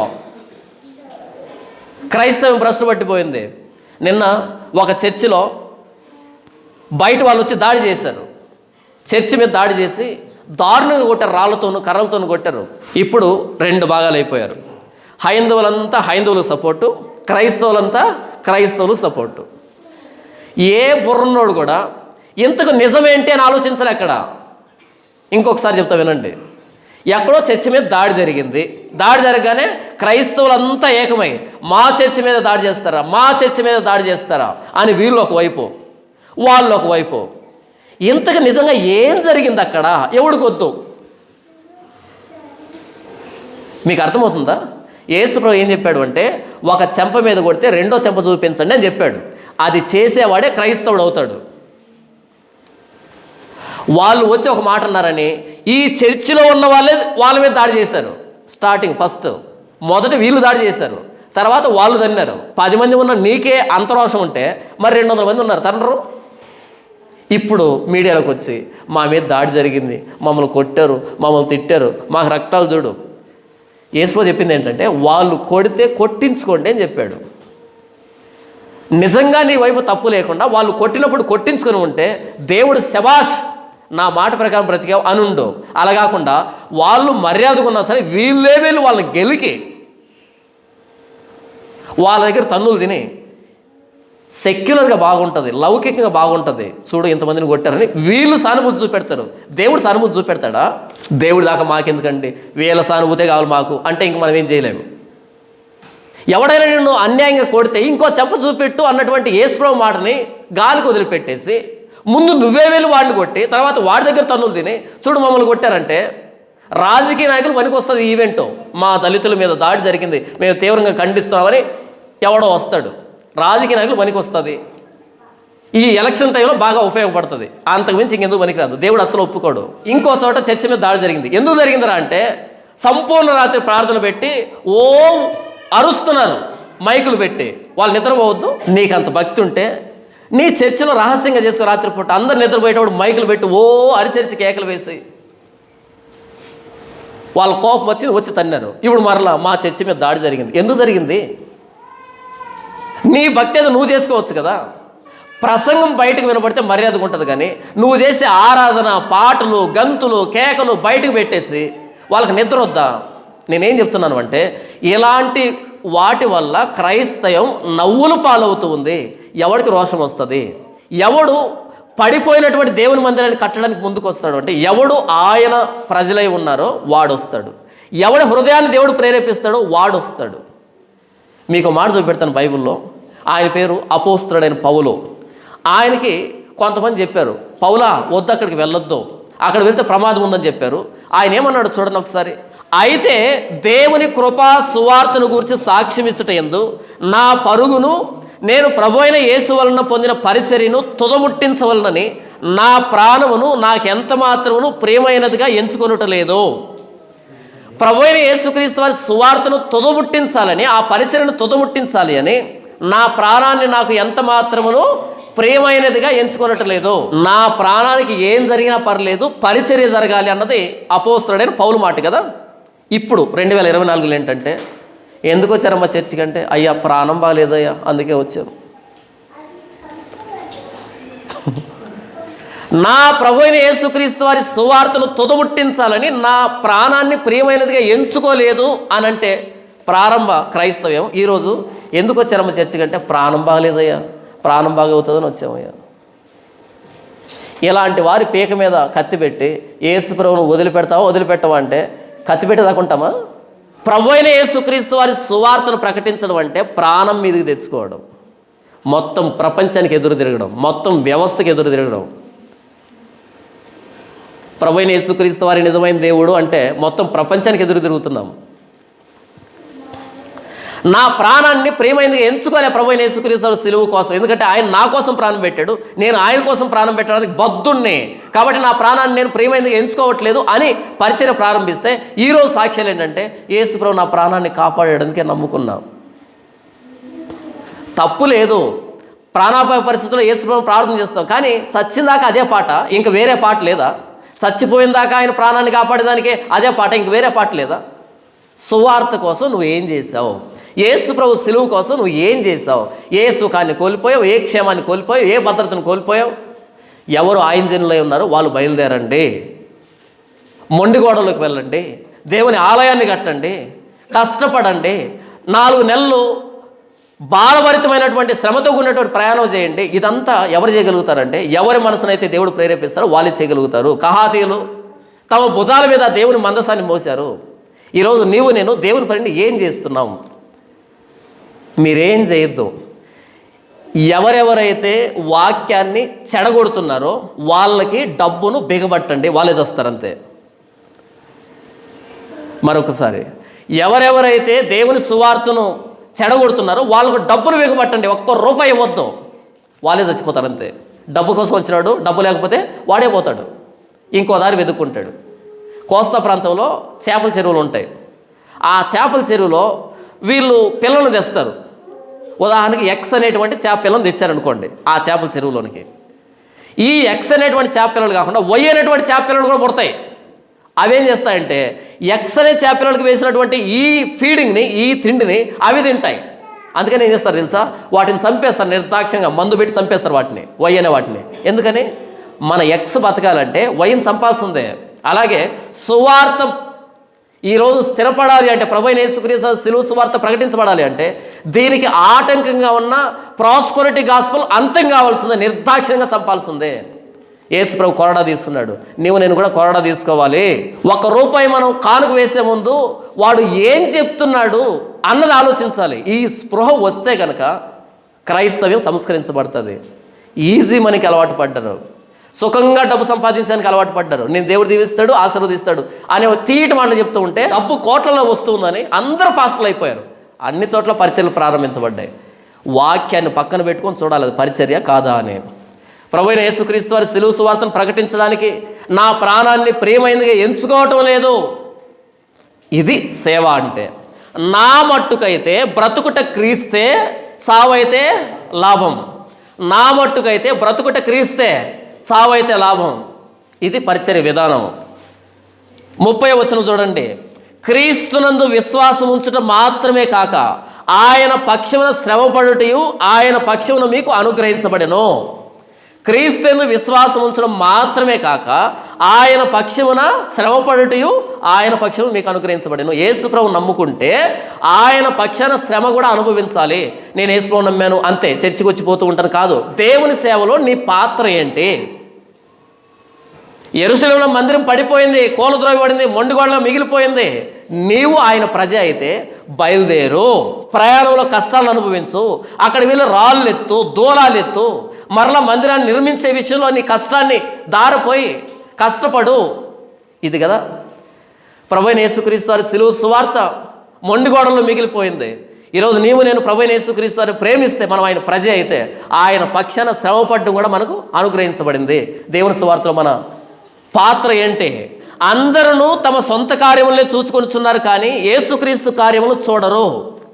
అందరూ తమ సొంత కార్యములు చూసుకొనిచున్నారు, కానీ యేసుక్రీస్తు కార్యములు చూడరు. వారమంతా మనకే పనులు ఉన్నాయి, కానీ యేసు ప్రభు కూడా పనులు ఉన్నాయని మనం ఎప్పుడైనా ఆలోచించామా? నా వలన ప్రభువైన యేసుక్రీస్తు వారి సువార్తకు ఒరిగిందేంటి, జరిగిందేంటి? యెరూషలేములో మందిరం కూలిపోయింది, దాన్ని ఎవరు నిలవబెడతారు? మనమే కష్టపడాలి, మనమే సుఖాలను వదులుకోవాలి, మనమే క్షేమాలు వదులుకోవాలి. ఎవరికైతే దేవుని మందిరం గుండె చప్పుడుగా ఉంటుందో వాళ్ళు త్యాగం చేసి రాగలిగారు ఇవన్నీ సుఖాలని. ఈ సందర్భాన్ని గురించి చదువుతూ ఉంటే అక్కడ రాయబడిన మాట ఏంటో తెలుసా? Temple, Solomon temple was the heart beat of the Israel అని రాయబడింది.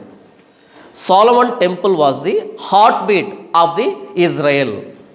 ఇజ్రాయెల్ నేషన్కి హార్ట్ బీట్ ఏంటంటే, గుండె చప్పుడు ఏంటంటే సొలొమోను కట్టించిన మందిరం. మీరు మొత్తం పాత నిబంధన చదివితే చరిత్ర అంతా ఆ మందిరం చుట్టూ తిరుగుతూ ఉంటుంది, అంతే. ఆ మందిరం చుట్టే చరిత్ర తిరుగుతూ ఉంటుంది. ఎందుకంటే ఇజ్రాయెల్ జాతికి కిరీటమే ఆ మందిరం. ఈరోజు క్రైస్తవ్యానికి కిరీటం ఏంటి, అతిశయం ఏంటి? ప్రభువైన యేసుక్రీస్తు వారి సిలువ కాదా? ఇశ్రాయేలు దేశానికి సొలొమోను కట్టించిన మందిరం హార్ట్ బీట్ అయితే, క్రైస్తవానికి హార్ట్ బీట్ ఏంటి, గుండె చప్పుడేంటి? యేసు ప్రభు సిలువ కాదా? ఎంతమందికి యేసుప్రభు సిలువను గురించినటువంటి భారం ఉంది? యేసుప్రభు సిలువలో ప్రాణం పెడితే కదా మనకు రక్షణ వచ్చింది. ఆ ప్రభువైన యేసుక్రీస్తు వారి సిలువ త్యాగం ప్రకటించబడకుండా ఆ స్థానంలో ఏంటేంటో ప్రకటించబడుతున్నాయి. చర్చ్ అంటే యేసుప్రభు ఎందుకు సిలువలో ప్రాణం పెట్టాడో వివరించేటువంటి సెంటర్ అది. యేసుప్రభు సిలువ త్యాగానికి మన పాపానికి ఏంటి సంబంధం అనే వివరించేటువంటి సెంటర్ అది, కేంద్రం అది. మన పిల్లలను స్కూల్ పంపిస్తున్నాం దేనికి? వాళ్ళకు నేర్పిస్తారని. మీరు ఎందుకు చర్చకు వస్తున్నారు అంటే యేసుప్రభు ప్రాణత్యాగానికి మనకు సంబంధం ఏంటి? యేసుప్రభు ప్రాణత్యాగం లేకపోతే మనం ఎలా నరకపాత్రులు వివరించేటువంటి స్థలం ఇది. ఈరోజు ఎక్కడ ప్రభువైన యేసుక్రీస్తు వారి సిలువ గురించి ప్రకటించబడుతూ ఉంది? అన్ని కథలు, తమాషాలు, డ్రామాలు, స్కిట్లు. మరి క్రైస్తవ్యానికి కిరీటమైనటువంటి సిలువ కూలిపోయినప్పుడు దీన్ని లేవనెత్తేదానికి మనం పాలిభాగస్తులం కాకపోతే, మన సుఖాలని, మన క్షేమాలని, మన భోగాలని, మన సంపదని, మన ఆస్తిని విడిచిపెట్టడానికి మనం సిద్ధం కాకపోతే యేసుప్రభు సిలువని ఈ తరంలో ఎవరు లేవనెత్తుతారు? పారసిక దేశంలో సుఖాలు ఉన్నాయి, పారసిక దేశంలో భద్రత ఉంది, పారసిక దేశంలో ఆనందాలు ఉన్నాయి, పారసిక దేశంలో గొప్పతనం ఉంది, పారసిక దేశంలో సంతోషం ఉంది. వీటన్నింటిని వదిలిపెట్టాలి, మొండిగోడలైన యెరూషలేముకి రావాలి, దేవుని ఆలయాన్ని లేవనెత్తాలి. ఎందుకంటే ఇజ్రాయెల్ నేషన్ హార్ట్ బీటే ఆ మందిరం కాబట్టి. ఇది అందరికీ సాధ్యం కాదు. ఎవరినైతే దేవుడు ప్రేరేపిస్తాడో వారికి సాధ్యమవుతుంది. ఎవరిని ఆయన ప్రేరేపిస్తాడు? ఎవరైతే ఆ దేవుడు నా దేవుడు అనుకుంటారో వారిని ఆయన ప్రేరేపిస్తాడు. ఈరోజు ప్రభువైన యేసుక్రీస్తు వారి సిలువ సువార్త కూలద్రోయబడింది. దాని మీద ప్రాస్పరిటీ గాస్పల్ రాజ్యం చేస్తూ ఉంది. కూలిపోయినటువంటి ప్రభువైన యేసుక్రీస్తు వారి సిలువ సువార్తను మరలా లేవనెత్తాలి అంటే నేను నా సుఖాన్ని వదిలిపెట్టుకోవాలి, నీవు నీ సుఖాన్ని వదిలిపెట్టుకోవాలి. మన వంతుగా మన చేతులు ఆ సిలువను లేవనెత్తే విషయంలో కష్టపడాలి. ఇది కష్టంతో కూడుకున్నటువంటి పని. ఎందుకంటే అబద్ధం విస్తరించింది ప్రపంచం అంతా. ఇంత అబద్ధాన్ని ఎదుర్కోవడం నిజానికి సపోర్ట్ కావాలి. యూదులు సూచక్రియలు చేయమని అడుగుతున్నారు, గ్రీసు దేశస్తులు జ్ఞానం వెతుకుతున్నారు. అయితే మేము సిలువ వేయబడిన క్రీస్తును ప్రకటించుచున్నాము. క్రైస్తవం యొక్క హార్ట్ బీట్ ఏంటంటే ప్రభువైన యేసుక్రీస్తు వారి సిలువ త్యాగం. ప్రభువైన యేసుక్రీస్తు వారి సిలువ త్యాగం లేకుండా క్రైస్తవ్యం లేదు. యేసుప్రభు ఎన్ని అద్భుతాలు చేశాడు. చనిపోయిన వారిని బ్రతికించాడు, కుష్ఠరోగులకి ఆరోగ్యాన్ని ఇచ్చాడు, గుడ్డి వారి కళ్ళు ఇచ్చాడు, కుంటి వారి కాళ్ళు ఇచ్చాడు. వీటి మీద క్రైస్తవ్యం ఆధారపడి లేదు. యేసుప్రభు సిలువ మీద క్రైస్తవ్యం ఆధారపడి ఉంది. ఈరోజు సిలువను గురించినటువంటి సమాచారం క్రైస్తవ ప్రపంచానికి వెళ్ళాలి. చాలా భారభరితమైనటువంటి పరిచర్య ఇది. ఎందుకంటే అందరూ అబద్ధంలో బ్రతుకుతున్నారు. అబద్ధానికి ఆదరణ ఎక్కువైంది, అబద్ధానికి సపోర్ట్ ఎక్కువైంది, అబద్ధానికి బలం ఎక్కువైంది. ఇప్పుడు అబద్ధం మీద యుద్ధం ప్రకటించాలి అంటే ఎవరు యేసుప్రభు సిలువను గౌరవిస్తున్నారో, ఎవరు యేసుప్రభు సిలువ నా సొంతం అనుకుంటున్నారో వాళ్ళు మాత్రమే అబద్ధం మీద యుద్ధాన్ని ప్రకటించగలరు. కోరెషు పర్మిషన్ ఇచ్చారు, మీరు వెళ్ళండి అని. ఎవరు వెళ్తారు? ఎవరైతే ఆయన జనులైనారో మీరు వెళ్ళండి. అప్పుడు బయలుదేరారు. ఎంతమంది బయలుదేరారు? 50,000 మంది బయలుదేరారు. ఎందుకు అంటే దేవుడు మమ్మల్ని ప్రేరేపించాడండి. దేవుని మందిరాన్ని మేము కడతామండి, దేవుని మందిరాన్ని కట్టే విషయంలో మేము కష్టపడతామండి. 50,000 మందే వచ్చారు. మరి మిగిలిన వాళ్ళు ఆ సుఖాలను విడిచిపెట్టలే, ఆ భోగాలను విడిచిపెట్టలే, ఆ క్షేమాన్ని విడిచిపెట్టలే, అక్కడే ఉన్నారు. మరి ఏమయ్యారో తెలియదు. కానీ 50,000 మంది వచ్చారు. మీరు తర్వాత చదవండి, లిస్టు చదవండి. అందరి పేర్లు లిఖించబడ్డాయి జీవగ్రంథంలో. అందరి పేర్లు ఈ బైబిల్లో లిఖించబడ్డాయి, జీవగ్రంథంలో లిఖించబడ్డాయి. ప్రభువైన యేసుక్రీస్తు వారి సిలువ సువార్తను మరలా స్థాపించడానికి మనం చేసే ప్రతి ప్రయత్నం లిఖించబడుతుంది. అందరూ తమ సొంత కార్యములు చూసుకొనిస్తున్నారు కానీ యేసుక్రీస్తు కార్యం చూడట్లేదు. ఇంతవరకు నేను చెప్పింది ఏంటంటే చర్చికి వచ్చిపోవడం కాదు, యేసుప్రభు సువార్త వెక్కిరించబడుతుంది, నవ్వులు పాలవుతుంది. ఇందులో మనం పాలుభాగస్తులం కావాలి. మన చేతులు కష్టం కావాలి, మనం పోరాటం చేయాలి. పడిపోయినటువంటి సిలువ సువార్తను మరలా తిరిగి లేపాలి. మన తరంలో మొండిగోడలుగా ఉన్న యెరూషలేము మరలా అద్భుతమైన మందిరంగా రూపుదిద్దుకుంది. ఈ 50,000 మంది చేతుల కష్టాన్ని బట్టి ఈ 2024లో అపోస్తులు ప్రకటించిన ప్రభువైన యేసుక్రీస్తు వారి కలువరి సిలువ సువార్త మరలా తిరిగి లేపబడే విషయంలో నా వంతుగా నేను కష్టపడాలి, నీ వంతుగా నీవు కష్టపడాలి. ఎందుకంటే ప్రభువైన యేసుక్రీస్తు వారి యందు విశ్వాసం ఉంచడం మాత్రమే కాకుండా ఆయన పక్షాన శ్రమ అనుభవించడం కూడా మనకు అనుగ్రహించబడింది. మందసాన్ని భుజాల మీద మోసే భాగ్యం అందరికీ దక్కదు, కహాతీయులకు మాత్రమే. యెరూషలేము మందిరంలో అందరూ సంబరం చేసుకుంటున్నారు, ఒక్క యేసు ప్రభు తప్ప. యేసు ప్రభుకు విపరీతమైన కోపం వచ్చింది, మిగిలిన వాళ్ళకి ఆనందం వచ్చింది. ఎందుకంటే యేసు ప్రభు, ఇది నా దేవుని ఇల్లు, నా దేవుని ఇంటిని దొంగల గుహగా ఎందుకు చేసామని యేసు ప్రభు కోపడ్డాడు. ఈరోజు క్రైస్తవులు దొంగలు పడ్డారు, ఈ దొంగలందరినీ కొరడాలు తీసుకొని తోలివేయవలసినటువంటి ఆ భారము, బాధ్యత, ఆ శ్రమ, ఆ కష్టం, నష్టం మనందరి మీద ఉంది. ఈ వాక్యం అర్థమైతే అబద్ధం మీద యుద్ధాన్ని ప్రకటిద్దాం. అబద్ధంతో పాలిభాగస్తులుగా ఉండకూడదు. అబద్ధీకులకి ₹1 ఇచ్చిన వారి పాపంలో పాలిభాగస్తులమే. మేపుతున్నారు ఈరోజు అందరినీ, మేపి సువార్తని అపహాస్యం చేస్తున్నారు. కోరెష్ అన్నాడు, మీలో ఎవరో ఆయన జనులై ఉన్నారో మీరు బయలుదేరండి. మనలో ఎవరికి ప్రభువైన యేసుక్రీస్తు వారి సిలువ ఇది నా కోసమే జరిగింది అని అనిపించిందో మనమే క్రైస్తవాన్ని సంస్కరించగలం. అందరికీ సాధ్యం కాదు ఇది. యేసు ప్రభు సిలువ నీ కోసం జరిగిందా అని భావిస్తున్నావా? అయితే నీవురా ప్రభువైన యేసుక్రీస్తు వారి సిలువ సువార్త సంస్కరణలో పాలుభాగస్తుడుగా. నాకు అనిపించింది, నేను యుద్ధం ప్రకటిస్తున్నా, యుద్ధం చేస్తున్నా. నీకు అనిపిస్తే నీవు కూడా యుద్ధం ప్రకటించు.